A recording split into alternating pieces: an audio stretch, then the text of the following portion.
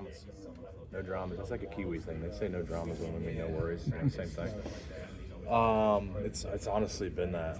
Amanda and I talked about this. How we talk about almost every day, just how different it is.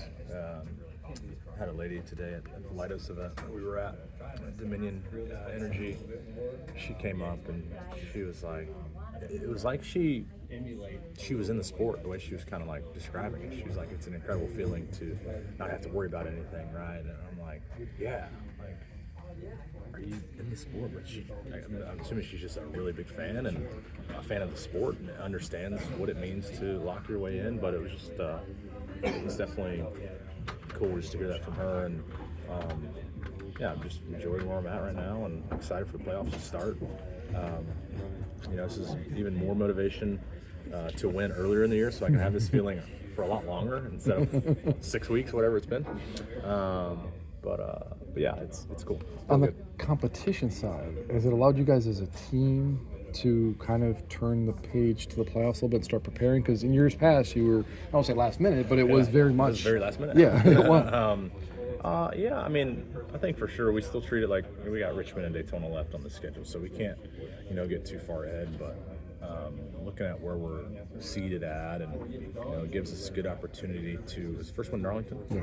It gives us a good opportunity to just go in there with an open mindset and treat it like we've been treating these last 4 weeks, which I'm really excited about. I think the last time I was in the playoffs, I went into Darlington being the last seed in. And just overdoing things, spun under Joey, ruined his race, and just trying way too hard. Yes, it's the playoffs now, everything matters, but living in this world that I am right now for a couple weeks is nice to see how I, myself, and the team functions, and excited to apply that for when the playoffs do start.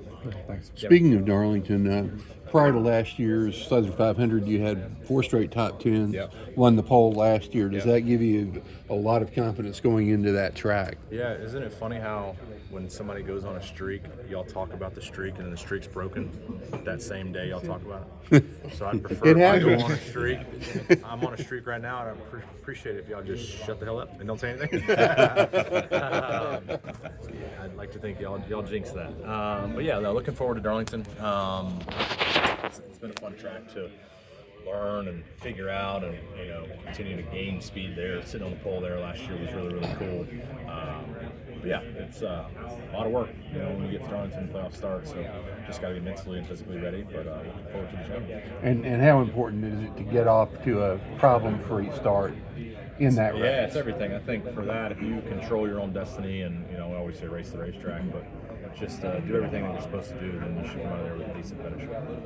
Hey, Bubba, Mike King, ESPN Richmond, how you doing? Congratulations with the win. Can you explain what that does, not just to you, we saw your emotion there. What does that do to the team aspect when you guys come back after that? Yeah, I think, being able to go through that and carry on the momentum that we're kind of riding right now, it's really nice just to see everybody performing at the levels that we all should be performing, and seeing the results, come through.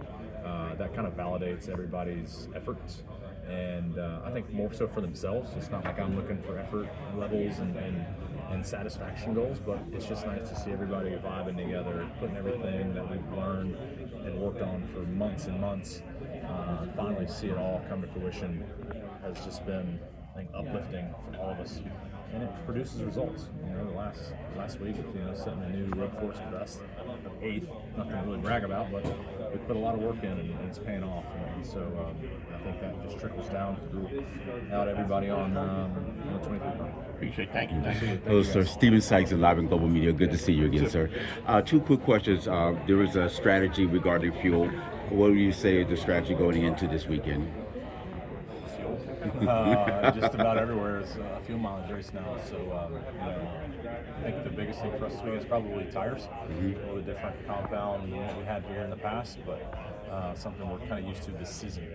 So figuring out how different it will be on the track today, getting a good game plan, set us up for tomorrow, and enjoying a nice Saturday night race. It'll be nice. Indeed. The second question, some would say that you were upset with this $1 million payout or whatever controversy with that. Are you able to speak about that a little bit more? And what On the what? $1 million payout, or like the season ending, or the challenge? The in-season challenge? Yes. Mhm. Oh yeah, that was unfortunate we didn't get to win that, but it was cool to kind of add some flair to the middle of the season. Wish we were on top of that, but we didn't win. And last question, the block party. Some have been asking about it. I know it's been traveling around. What was your goals with the block party? With communication with NASCAR regarding the next time it comes to Richmond or what have you? Yeah, we're just trying to figure out how we make it the most beneficial for everybody and grow each other's platforms and get more people out and attend the race. So a lot of talk behind the scenes of just figuring out what to do and what the next steps are. But it's definitely What do you want? bigger and better, Okay. always. Thank you. So, thanks. What was it like to see your picture on the pagoda alongside the other Indianapolis Motor Speedway winners? Yeah, that was cool. It's funny. I went and picked up dinner for Amanda and I Saturday night for the race, and coming back in, I noticed the previous winners. It's like, man, that'd be pretty cool to have yours up there.